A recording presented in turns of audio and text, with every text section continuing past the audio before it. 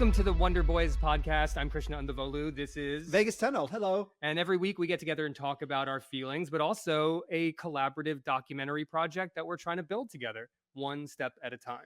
One very small step at a time. And this time we're trying something new because we have a guest. We have a guest. Friend of the podcast.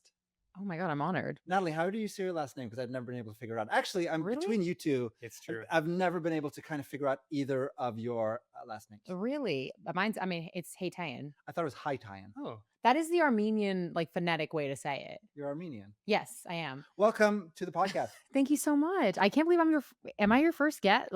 Depends on how we release this. Okay. You could be our second guest. yeah. Okay. But certainly the first guest who's come to this home studio that Oh we've my gosh.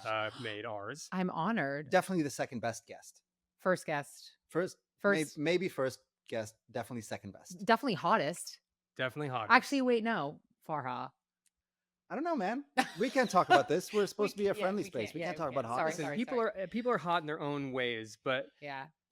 Vegas and I are trying to figure out what it is that we do now and why. That's kind of the deal here. Right. And I think one thing that we keep coming back to is when people talk to each other, sometimes it's like a competition. There's debates. Mhm. When people meet each other, they have a fight. That's the world feels like that now, instead of people talking to each other and it being additive. And I think what Vegas was telling me is that you do a lot of comedy. And I'm wondering, what is it like to do comedy with a bunch of people? Is it an adversarial sort of situation? That's sort of the impetus to maybe talking to you about shit. But we can jump into that later if we want to just hang out first. We can hang out. I always like our chats, Natalie, because in that sense, it feels like a tennis match, but a friendly. Yeah. It's not like a mean game. It's like we're just Right. having a little play of tennis. Yeah, that's very interesting. I hadn't thought about that, but I think that I have a lot of animosity towards the comedy scene, and I maybe think that's probably why. Is there's a lot of just listen, there's 6 spots and thousands of us. So I think it's hard to be in this space and not be angry. Just Really? yeah, I think so. I think there are it's a wonderful community, but it is ultimately a race to the Yeah. top. I mean, we can't. I went to your thing. Remember, we went to together the lowest rung of the open mic nights that we Yeah. would go together, and you brought me to one. Yes. And first, it was the shittiest place. I don't want Yeah. to rag on this place, but we had to leave through the fire exit because none Yeah. of the doors worked. Right. Yeah. And there was a crowd of 5, and all of them except me were stand-ups, just kind of waiting their turn Yeah. to do their shit. Yeah. No, it's not a feel good experience to be where I'm at in comedy. I would say it's I was just having this conversation with my friend on before this because we're both in comedy, and it just we look around and I'm 28, but I feel extremely old and unaccomplished within the comedy world. And because my colleagues in the space are 23, millions of followers on Instagram, have digital short, it's just so hard to keep up. Yeah. And I'm also in this weird place as a millennial Gen Z cusper where I don't know what's my route in anymore. Really? Yeah, well, because before it would be yeah, you did open mics and you did enough of them where a booker would see you and then you'd get booked and then you'd get passed at a club or something. Now it's open mics are just you saw them. It's a shithole. It's pretty bleak. But you kind of use the open mic to create a reel that then you put on your Instagram that then maybe someone notices, right? Maybe that is that is one route in, or a big thing is you become a digital creator and there's so many people whose segue into comedy now is they're online TikTok. But do you think do you think it's become more open? Because it seems like we've just added a bunch of gatekeepers, right? There used to be super duper powerful gatekeepers, Yeah. which were the bookers for the clubs or the bookers for the late night shows or whatever. Yeah. And that was its own thing to get through. But now, the main gatekeeper is the algorithm, right? Yeah, totally. Is it easier or harder? I think so. I mean, I don't know. I wasn't getting booked by bookers before, either, but can't figure this algorithm out for the life of me. And I don't think it also represents like it doesn't represent like a successful person in the best way. Like it's a very specific archetype of person who does really well Yeah. online, and the rest of us are kind of screwed. And it's also, So that's why we're here, right? The three of us. but it's also like me and Christian are just trying to figure this out, or we're trying to like figure out how to game the algorithm, right? Yeah. It seems like Yeah. when a comedian figures out something that works, Mhm. it becomes about repeating that thing, Right. right? So it seems like it's almost like once you hit on what works, Mhm. then your shtick almost stalls in a sense. Like you shouldn't explore outside your shtick because your algorithm rewards this particular Yeah. thing that you did. Oh, totally. Yeah. And I'm actually in that I'm in that loop right now. Really? Yes, because here's the thing. This is where I'm struggling. So in terms of comedy, like I don't really put my comedy online as much. I struggle with this because I am like a snob and like an academic. Like I consider myself like an academic person that like likes to be taken seriously. Yes. You don't give up that vibe at all. Shut the. Yeah, I know. I'm working on it. No, I'm a serious girl. Well, that's interesting. The reason I think that's interesting is because I too have this like internal like respectability and being like a serious person are like part of something deep inside me. Yeah. And I'm kind of trying to shed a little bit. Because Yeah. you've given that up forever, and both me and you have like admired Krishna from afar, Yeah. right? Advice. I appreciate Like how in awe were we of this beautiful lad? Oh, I mean, I would say in my eyes, you're a serious person. You're a super serious person Mhm. until I hung out with you No, more. but you kind of had the sweet spot because you were a serious person talking about unserious things. Yeah, Did you that's say right. sweet spot or sweet spot? Sweet spot. Okay. But the clitoris of this conversation. that was what I that's where I inhabited. Yeah. Clitoris of ice. Yeah, Yes. sort of the clitoris of where I wanted to be, which is Right. like serious person gets to do dumb stuff sometimes. Yeah. Gets to do dumb stuff sometimes, but does it from a serious way. Gets to do Mhm.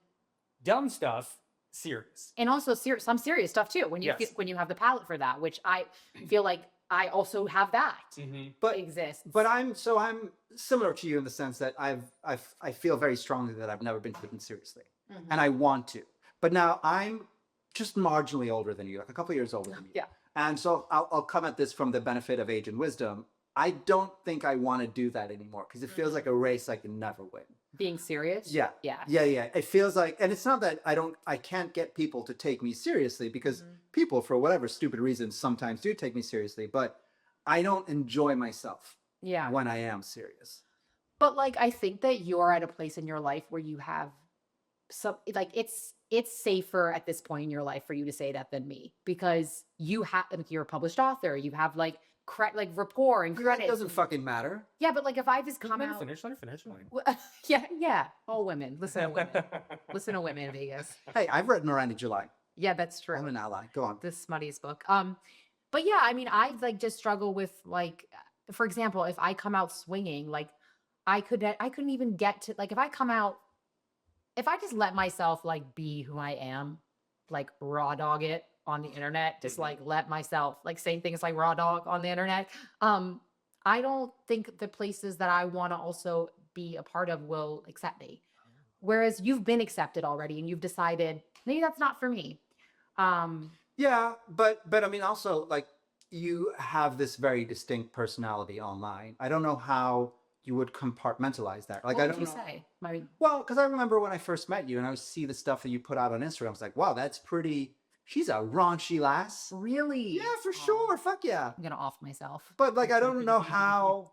Like, I think if you were gonna hide that, you would just have to stop doing it because you can't be like a respectable Clark Kent and then just like a fucking dirty, slutty Superman out in the world. So what was that? What was raunchy about my content? Your comedy is My comedy. sexual. It is sexual, which is so funny because I didn't start having sex till I was like 24.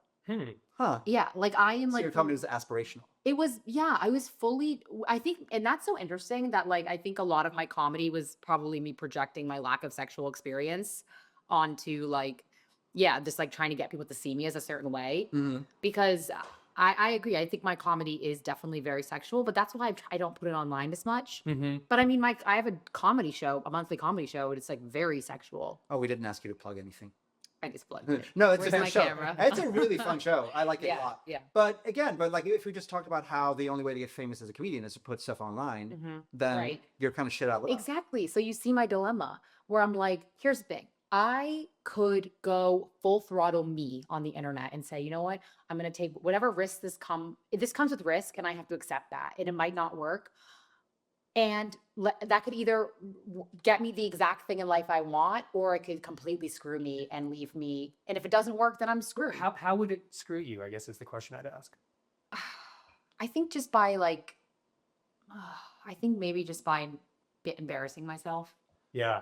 I mean, Yeah. I Is get this something you felt before? I'm really taken by this dilemma, actually. Yeah. Because it feels really hard to just be like, there's so many different selves that we have, and especially as performers, right? Like you have a certain self as a performer, you have a certain self as, you know, a friend or a colleague or any number of things, or a jokester and shit like that.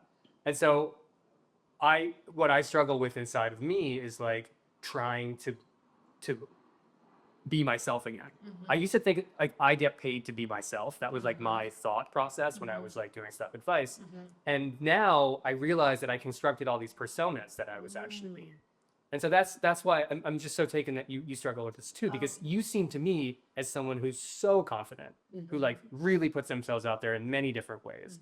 Stand-up comedy to me is like the most terrifying of the arts, because it's just you and a microphone and Right. like trying to make people laugh. Yeah.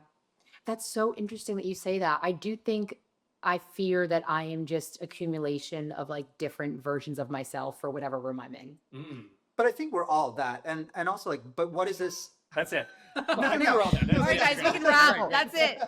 That's the Yeah, podcast. No, but I'm just wondering, like, what is this seriousness that you're chasing, right? Like, we all have friends who work at the networks, and it seems like kind of go on bleak existence. Like, I think But that is, in some senses, the seriousness. that is the Yeah. seriousness, right? But it seems like there's such a value a value on authenticity now, right? I Yeah. think.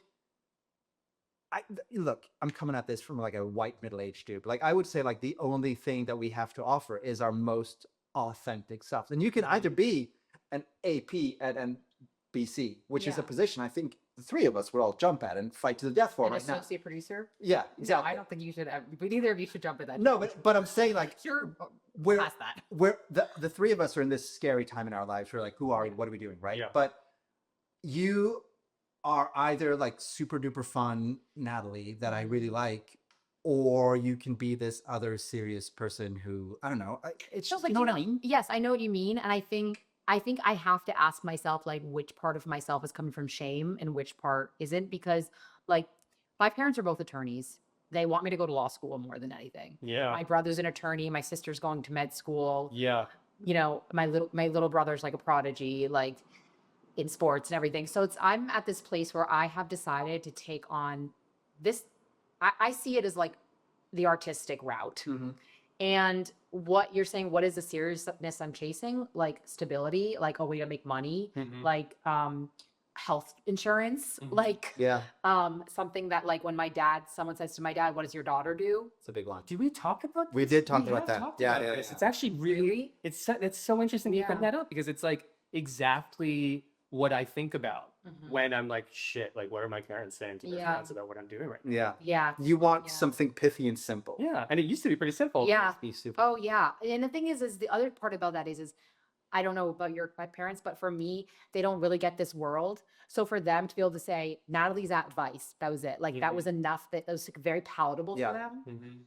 Mhm. They didn't even have to understand what Vice Yeah. was. It was just a thing. Yeah. That was reputable. Yeah, exactly. Or like now, that's why I'm like, gunning for this, like, the Times or the Post or like these, established publications. Cause like part of me wants to be able to have that where like my parents are like, oh, they're, Natalie's at the Times or Natalie's, but like that would be really just sort of, I fear that I'd have to give up a lot of myself to get there.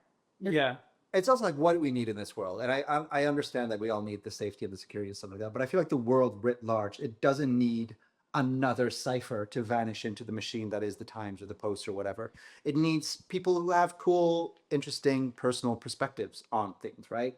And yeah, that's putting a lot on you to say like give up any sense of security to chase this thing. But to me, it's just more fun when you're Natalie.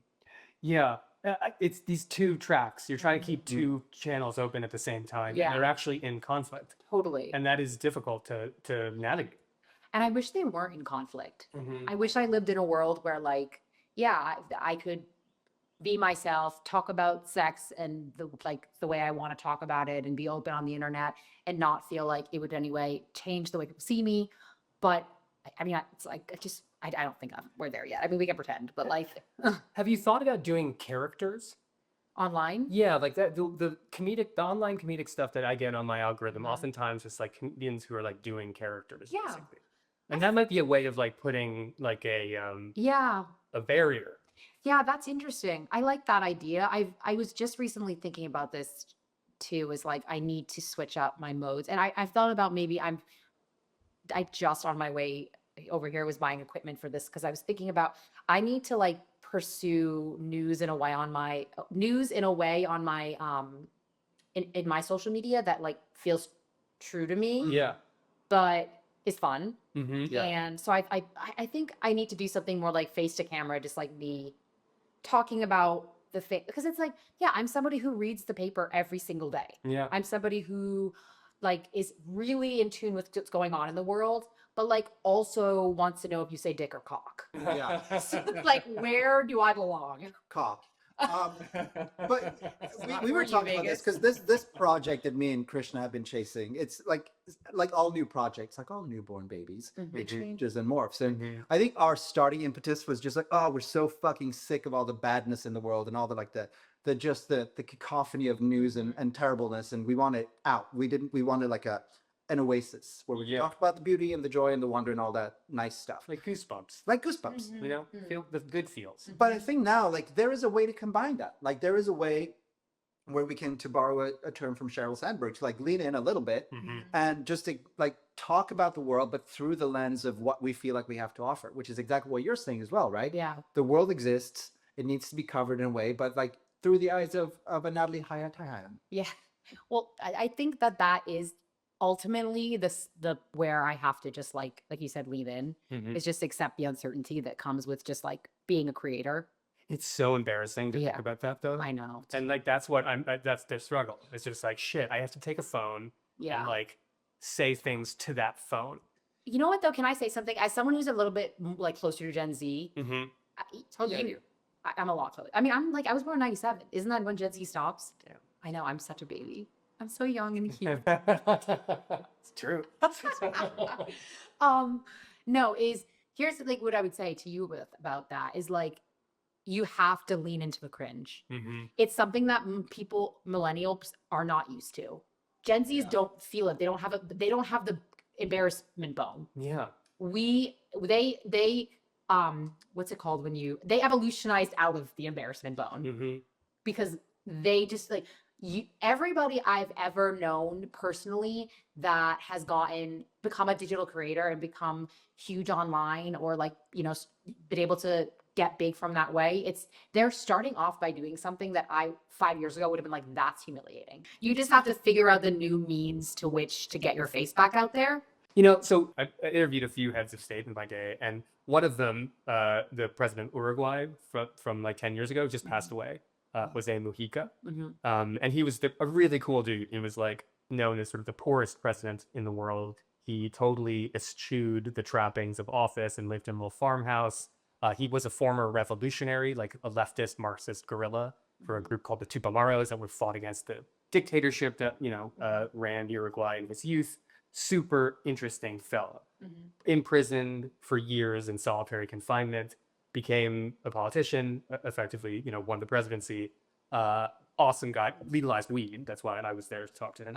Uh-huh. First country in the world to do so. But the reason why that story did well is because I had a lot less shame back then. Mm. A lot less. And what I did when I was interviewing it, like afterwards, because weed was legal in that country, I was like, hey, Mr. President, is it okay if I light up a joint? And he's like, yeah, go for it. And so I smoked a joint like next to him. And that was like the hook of the story. And the South American press were like really upset. They're like, the Indian journalist disrespects like head of, Pepe Mujica. Yeah. But he loved it. He thought it was like hilarious. and fun. He gave me a cigar. He was like, "Let me give you something juicier to smoke." And so Wow. like it was the perfect encapsulation of what you're talking about, where I was like doing something very serious, right? Yeah. Obviously, but at the same time doing something Mm. really dumb, So like, and that kind of made it. yeah. So do you think if that were to happen, this would you be that person now?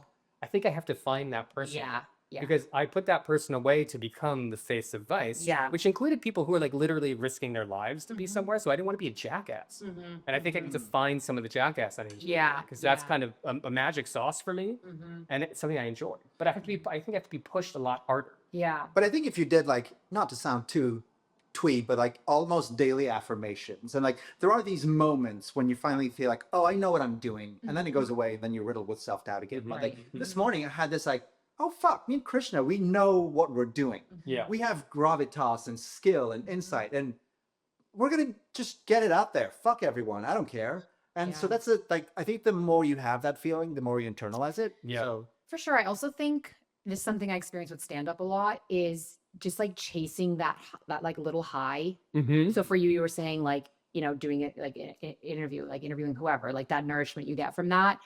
I think like for me, like chasing that like high when you're on stage and a joke hits and it feels so good. And I'm like, oh yeah, that's it. Yeah.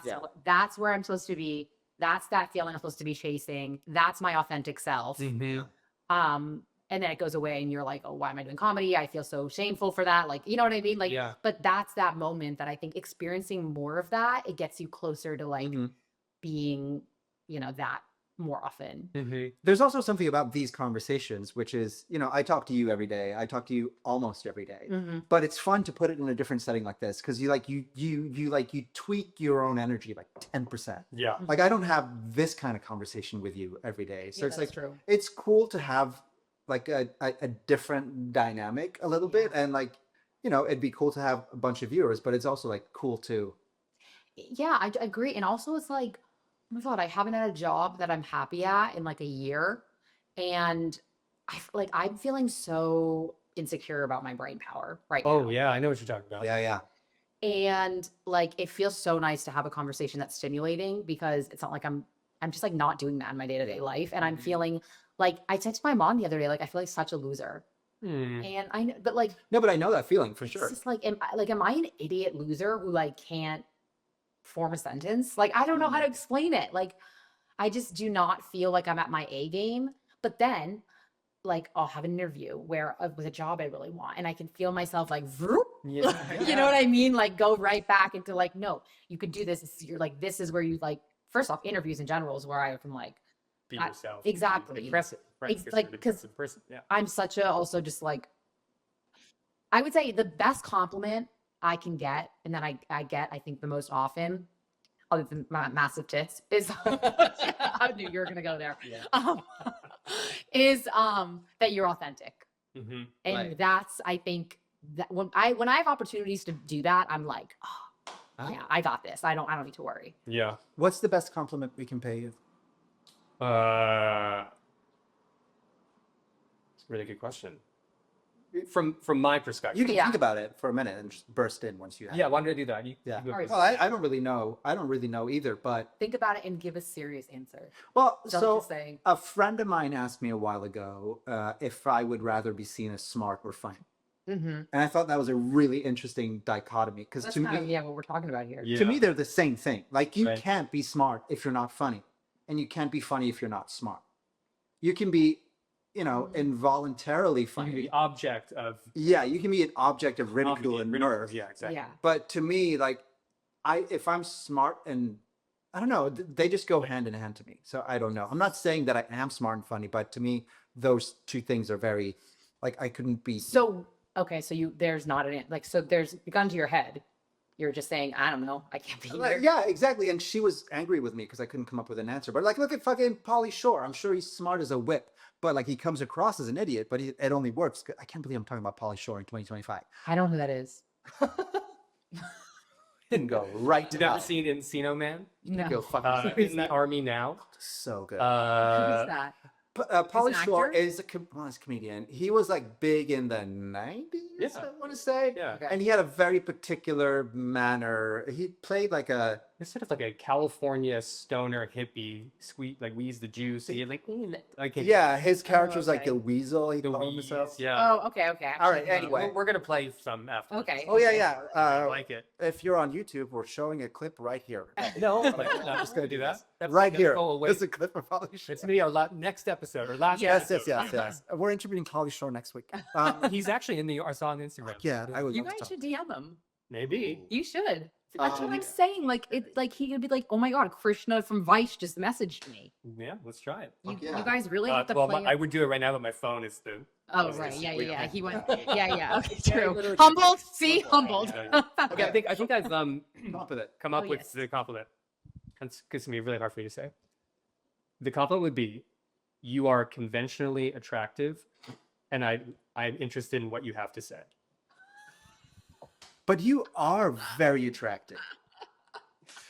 Thank you. You have Thank you. like Yeah. you have the greatest hair / facial I'd hair. say you are conventionally attractive. Okay, great. Yeah. Thank you. Thank I you, don't thank care what you have to say. You know- but you- I'm just Do you know who Errol Flynn is? no. you. Played Robin Hood. Played like he was Oh, a oh, yeah. classic, beautiful Hollywood guy. You are brown Errol Flynn. Oh, that's beautiful. You're Errol Flynn. Okay, yes, I know who yours that is. Thank you so much. No, Yeah. but you're a very attractive man. and I take Did you not get a lot of that? I don't think so.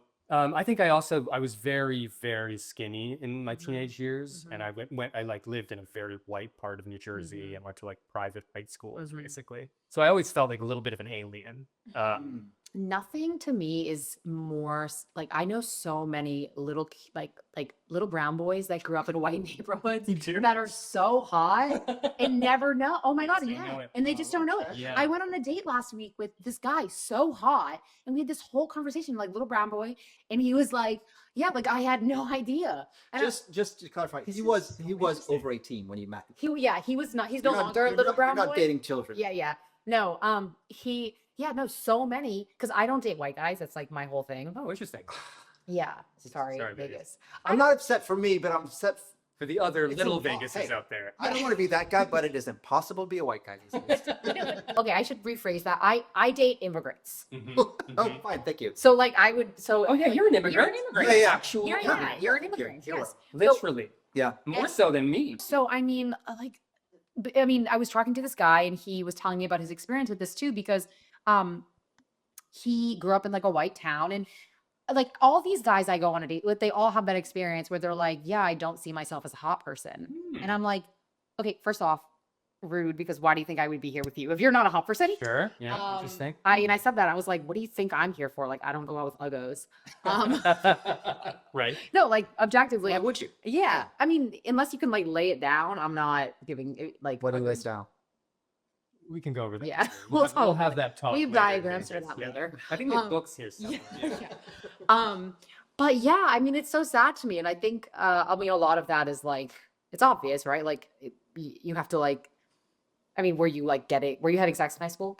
Yeah, like I mean, same, but like not because I was brown. Yeah. Yours was 'cause probably you were just like the only. And it was yes. I mean, I was raised not to, basically. Yeah. And so whether I was like following that raised advice or just felt shunned, it's kind of actually hard to disentangle. Yeah. right? No, your parents like a wait till marriage type? Oh yeah, for Okay. sure. Yeah, same. I mean, my parents, I will always say I'll never forget my dad saying to me, there are 3 rules in this house: no lying, no drugs, and no sex.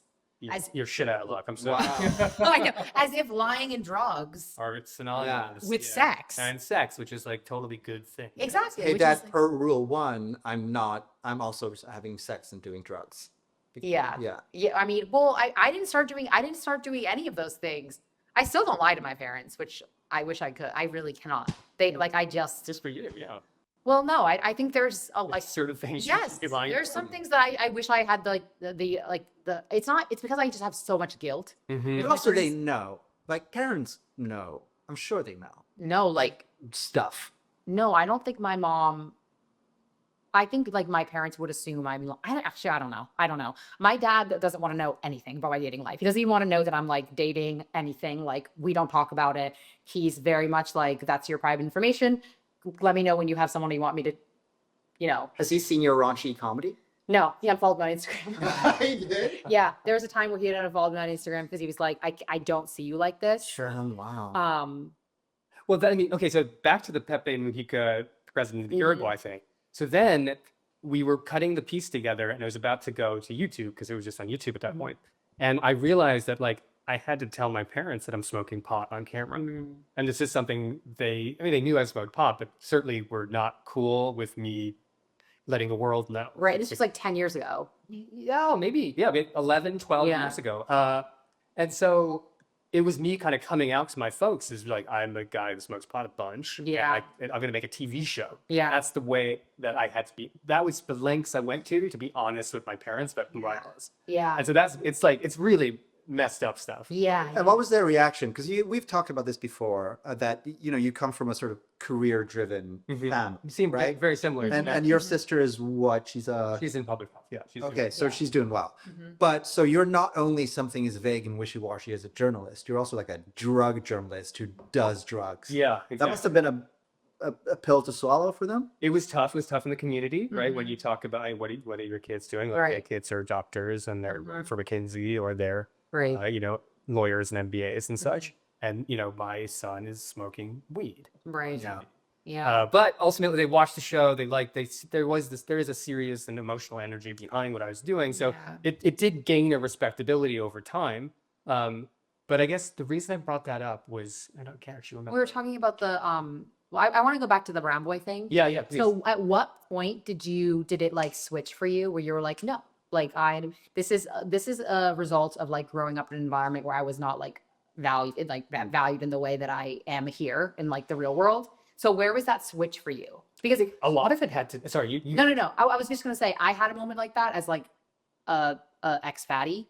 So I'm like curious what your moment is. Well, and it comes back to being on TV in some ways, because I think a lot of the first times I saw myself like it's captured by very excellent cameras with beautiful lensing by fantastic cinematographers. I looked at myself and saw myself on TV, and I was like, man, not bad. You were like, I'd hit. I look pretty good, Yeah. and I think that formation of my own confidence and identity were like interlocked with making television, which is really weird, right? Yeah. It is interesting how you see yourself, because you have, to me, on TV, and when I didn't know you that well, but before, you have a very sort of calm and secure, kind of attractive demeanor Wow. that I'm sure you didn't feel. You know what I mean, though? You guys should try stand up. Do more of it. I think I'd be too scary. It's not as you said. It's the scariest thing. Like you think as in terms of performance. Yeah. I mean, you guys have already done way scarier things. I mean, interviewing the president of Uruguay. I think you could handle the skin in front of the. We can Like- try it. It'd be fun. We'll do. Let's do it. I mean, this is sort of the mission of our Wow. of our conversation, Why is don't to you push come- ourselves to do new things. Why don't you coach us and help us out? Well, here's what I will say: don't go into it looking for any other outcome than chasing that high we're talking about, Okay. that performance high. Yeah. So just think about it for that. Like Mhm. just, we're performers. It's something that like is important to us. Think of it as another avenue to try that. Yeah. And like talk about stuff you like to talk about. Like who cares if it's funny? Who cares if it's whatever? Talk about stuff you want to talk about and chase that. Like people are listening to me high. That's right. Yeah. Forced to listen. Exactly. They have to. How do you find your joke format? Because different comedians have different format jokes, right? Like there's a Yeah. Mitch Hedberg who will just like say a weird thing, Mhm. and then there's the like. Did you consciously choose your joke format, or is it just natural? So I would say I am best. I would say I'm doing my best comedy when I'm improving, Mhm. which is hard because like as a stand-up, like you really have to be someone who's writing. So writing has been a challenge for me. I mean, I'm a really good writer. Mhm. One thing about me, really good writer. Yeah. Yeah. But I think I'm funniest when I'm just like off the cuff, like in that sweet spot where like the energy's just hitting and I'm going and I'm like, I've done things where I've done shows and I'm like, I'm throwing out my entire set because I just want to like go off this one thing the community before me said and just like, and I'll kill Mhm. and I'll be like, so I never would have gotten that if I had gotten my material but also like I have great material, but it's the material I lean on is like, yeah, like sex stuff. And like, I think that's probably just like a cop out a little bit. Yeah. That takes a certain amount of confidence and comfort level to be able to like put your good material to one side and I just Yeah. can riff on this shit. Oh, it takes a ton of confidence and delusion. When I first met you, that was one of the first things you told me, that you were a stand-up comic. Yeah. And I was just, that's the first time I was like, I really like this person. And I was a little bit in awe. Yeah, I mean, I started doing comedy when I was like 13. Like I joined an improv group and like I remember doing it and like improv is to me the cringiest thing ever. Like Super cringe. so cringe. Like I can't even like be in the same room as improv people now. But I did it for like 15 years. I did Fuck it. those fucks. They're so cringe. Yeah. Like They're almost a cappella level. no, they're worse. No. Yes. Shots Well, fired. because acapella people have talent. What are you doing? Like, give me a word, give me a word, give me a word. It's like, shut the fuck Give me a location, up. give me a Yeah, word. yeah. It's like, Doctor's office. and it's Pineapple. zip, zap, zap. Shut the fuck up. Shut the fuck. And someone who did improv for like a decade, and I loved it. Mhm. But I think it just helped me. It helped me find my voice a little bit. And you know, I will say like there have been very few times in my life, and I'm curious if you guys have had these moments where I'm like have some clarity about what I'm supposed to be doing in life. Oh. And Yeah, I've had that. I've had very few, and one of them to me has been on stage. Like I think in high school I did like stand up, and I like just had like I was like, oh, this is clear. This is my calling. And I mean, as an adult, it has not really happened that often, but I have had a few moments like that. Yeah, we've talked about that moment after you've been on a shoot, Yeah. and you're just like, you've crushed it, you did a great job, and then you just have a beer with the crew because you want to make the crew seem like they don't matter, but you Yeah. don't want to make them feel like they matter a little Right, bit. right, Get some yeah. FaceTime with talent. No. But just that feeling of being on a shoot, that's when I come closest to like, oh, this is what I've meant to be doing. Meant to be doing. Yeah. It's like it's like clarified butter. I don't know why. That's what the golden feeling. Yeah.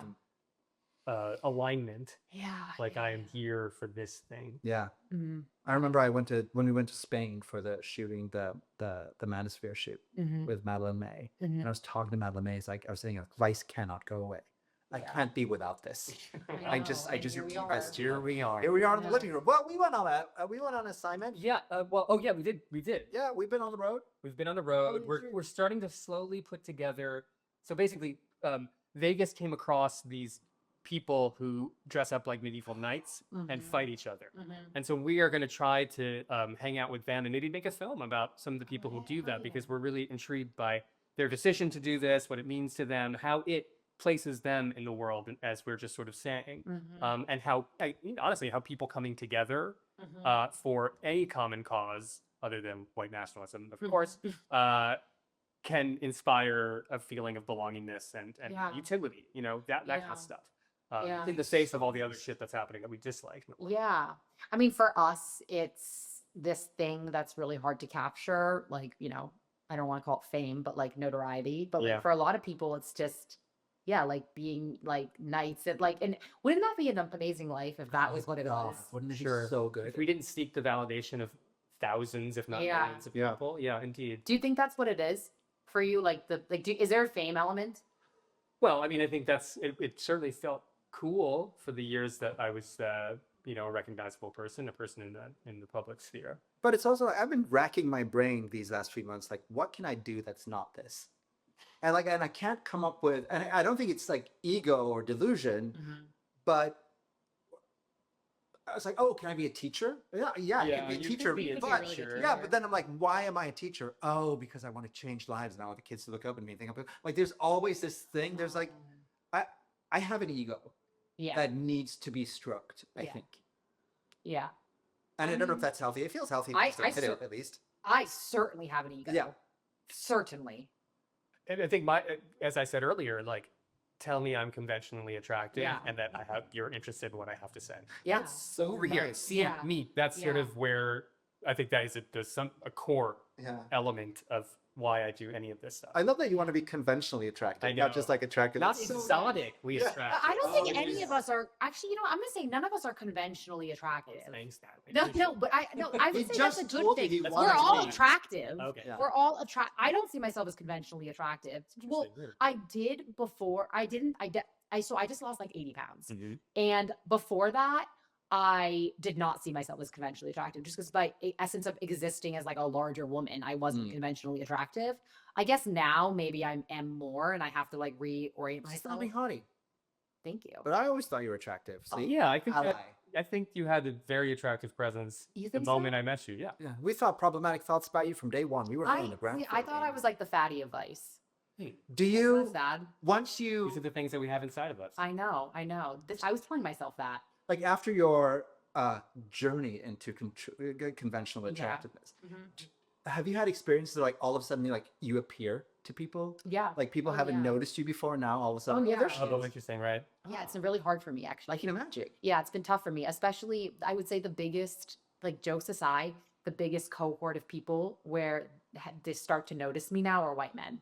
Ah. Yeah, before like they saw through me. And now Yeah. you won't date them because I don't. Well, I also don't want to date anybody that doesn't date big women. Mm-hmm. Even though I'm not big one like anymore. Like I don't. I need like a litmus test to know that y'all have like been with a fat woman before. Yeah. So I like ask them questions. I'll be like, Signed affidavit. what does WW stand for? What does WW stand for? So you've never been with a big bitch. You're Norwegian. I don't have. What this. does WW stand Weight for? Watchers. Oh, we don't have that in Norway. We- Or like, yeah, I'm just like, because here's the thing, like my body could change again, Uh-huh. and it probably will. Like, if I've learned one thing, it's that like my body, it fluctuates, and so, yeah, I need to know that like, I don't know. I don't like the idea that I would have walked into the room a year ago and you wouldn't have even noticed me. Yeah. You told me something really cool once, which is like the most amazing thing like anyone ever told me Oh almost. my goodness. Like what? we were talking about my daughter and like how you Mhm. talk about your children when it comes to, beauty standards and Mhm. what and you're like, you have one job, which is to tell your daughter that she's perfect. Mhm. And I was just like, I mean, it should be a no-brainer, but it was just like, and I think about that like Mhm. every single day. Do you have a daughter? Mhm. Okay, so I think parents get to this point where, they just want to help their kid and like their kid's coming to them with this problem. I don't feel like I fit in. So you say to them, like, let me help you fit in. Yeah. Let me help you with this problem. Like, let me help solve this problem. I wish, and my parents were doing the best they could. They also grew up in households that were extremely fat phobic and like diet, like, did not, I mean, it was like, a very different time. But I wish my parents had just said to me, not only are you perfect the way you are, but I'm going to actively make sure you're doing nothing to change yourself. Interesting. Because I think left alone, yeah, like there's so much messaging as a young woman, like of all the ways to change yourself and, yeah, like, especially in terms, like I was never a big kid. Like I was a normal kid, but I was I was taller than all my, peers. And I remember, going to my mom saying, Mom, I'm like, I hate myself. I hate my body. And her thinking like, okay, like let's go on Weight Watchers together, cause like this is a solution. Like I also felt that way. And so this is what I did. And I just wish someone had said to me, okay, well, no, actually I'm going to put you in a room with a giant cheeseburger. Yeah. I'm going to make you eat it. Right. Because you ultimately have zero control over what your body's going to do. Uh-huh. Honestly, as a 9-year-old, you do. Yeah. Like it's not like I'm sitting there like, It's a hard thing, and I get your mom too, because you do want, and I think we're from a different generation as well, and like I remember the idea when I was a kid being to fit in. It's hard not to fit in, and like That's the whole like Scandinavian ethos in my mind. yeah, just keep your head down, but like you want your kids to have an as smoother ride as possible. yeah. And so like I get that Totally. impetus, but I also like, no, I'm checking myself as much as I can. Like that's in my mind every day. It's really cool. I mean, like like I think like to hear a parent say like, oh, you're perfect, like on a daily basis, like you're perfect the way you are. That would have been like so liberating for me as a kid to like not have to think. I mean, not that my parents were criticizing me, they really weren't, but like, I mean, I was one of 4, like there was a million things going on. And I think what got lost under the radar is like me just constantly getting on that. If you can like keep her off that wheel of trying to chase a different version of herself as long as possible, like I have been trying to change my body since I was 9 years old. Wow. And that's exhausting. Yeah. And if I could have just had someone like point blank stop me, get in that path. I wish I had that. Yeah. And if I ever have a daughter, like I'm really gonna do everything I can to be that person. Yeah. I don't know what that, and I don't know what that means. I don't know if that means like no social media. I don't know if that means like actively, or like just, I think the way you talk about food in the house is really important. Like it's all just, it's very, it's very, and I don't have the answers. Like my parents did the best they could. But it's also just like accepting that the world is going to be hard. Like for me, like I started losing my hair early, right? And for me, it took me forever to get comfortable in that. And I know that's different from like weight issues and whatever, but yeah, getting to a place where you're just kind of okay with yourself and then trying to teach that to your kids as early as possible. Yeah, So they don't have to go through that whole thing. exactly. And I'm like, that's what I'm saying. It's like my parents are learning in real time how to like themselves. Everybody is. Yeah. Indeed. Well, nothing of this is usable because it's just like so earnest and whatever. It's very affirming of our humanity. So I think that's Yeah. good. Yeah. And I have one last question Yes, for you, yes. which is where can we see you do comedy? Where can Oh, people yes. see you do comedy? I have a monthly show called Data Comic. It's funny. I've been there. It's good. Yeah, It's very good. it's thank you so much. It's very fun. It's a great show if you're single because we set up the comedians with the audience. But if you're not single, still come. It's just a comedy show. It's just fun. What if you're like in a complicated situation? I mean, it's also great if you're trying to cheat on your spouse. Good. Because it's like a great way in. Yeah. I'm just trying to tailor it to our audience. Yeah. I'm Yeah, guessing It's yeah. going to be a lot of married dudes. Who are Yeah, it's trying to- mostly like an Ashley Madison crowd. Exactly, Yeah. exactly. No, no, but that and also my TikTok, I do comedy there. It's at New York Isn't Dead. Oh, nice. All right. So TikTok, Yes. Data Comic. And my Instagram is my name at Natalie Haytayan, Well, which you can't spell. right now there's a link right here. Yeah. There it is. Follow me on Sure. Instagram and I post my shows there. Oh, great. Yeah. And maybe we'll come to one. Yes. May 30th is our next show. Okay. Yeah, so definitely come. Cool. Thank you, Natalie, for joining us. Thank It's been you. a real pleasure, and I feel better about myself. I feel so much better. You guys are both conventionally attractive. You should. Find us on all the socials. Yeah, Wonderboys. We're on Substack. We're on YouTube. We're on Spotify. Instagram. We're on Spotify. TikTok. We're on TikTok, but we haven't quite cracked the code on how to use it yet, which Yeah. is to say, Okay, guys. she'll help us out. She'll help us out. That's about it, I think. Yeah, tell your friends. We're a good hang. We're a good hang. And it's weekly. Yes, we're finding our cadence, which Yeah. is to say, everything is really hard for us to do, but we're doing it. See you homies next week.